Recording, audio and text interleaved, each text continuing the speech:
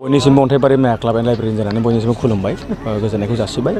जोंनि मार्टियार दिजाब्रां मेमोरियेल football trophy 2022 नि season 2 नि बादायलायनाया फैनानै जोबथा बादायलायनायाव थाबथाफैबाय सिगांनिफ्रायनो सोलिनानै मोजाङै सोलिबोबाय जोबोद गोजोननाय मोनदों कमिटिया आरो दा जोबथा बादायलायनायनि सिगां दिनै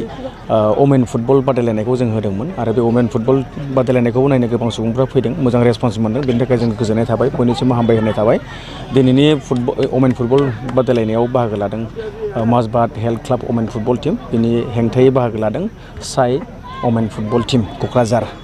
बिथांमोना दासिमाव 7 गल सोनानै साइनि वमेन फुटबल टीमा सिगां जानानै दङ आरो माजबाटनि अदालगुरिनि वमेन टीमा गगसेल' सोनो हाथ'दों दासिमाव आरो बेजों लोगोसे जोंहा गाबोन बे टुर्नामेन्टनि जोबथा बादायलायनाय एबा फाइनाल सेरेमनि गाबोन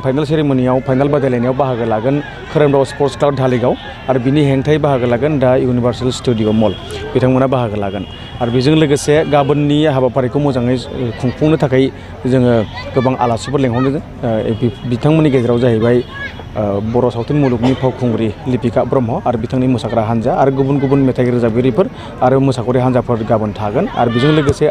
गाहाय आलासि महरै जोङो लेंहरदों मानगोनां जोंनि एमएलए लरेन्स इस्लारि आरो बिथांजों लोगोसे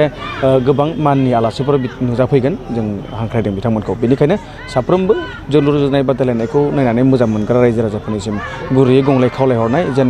दासिमाव जेरैबायदि नोंथांमोना हेफाजाब होनानै सापर्ट खालामनानै जाफुंहोबाय प्रग्रामफोरखौ बादायलायनायफोरखौ गाबोननि जोबथा बादायलायनायाव बेबायदिनो लैहोर फैनानै जाफुंहोफैगोन होननानै जोङो आसा आरो मिजिं थाबाय अन्थाइबारि माया क्लाब एन्ड लाइब्रेरिनि जानानै आरो बेजों लोगोसे जोङो फैगौ बोसोराव बेबायदिनो जोबोद दोलै नोगोरै गाजा गोमजायै खुंफुंनो जोङो जोंनि कमिटिया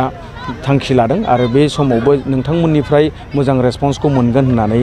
नोंथांमोननिफ्राय दोलै नोगोरै फैनानै हेफाजाब होनायखौ मोनगोन होननानै आसा आरो मिजिंखौ थिबाय बेखिनिखौ 12टानिफ्राय सेरेमनि आरम्भ जागोन खुब सम्भब गेमा 2:30निफ्राय स्टार्ट जागोन बिनि सिगां जेसेबां सेरेमनियेल माखासे खामानिफोर दङ बे खामानिफोरा एबा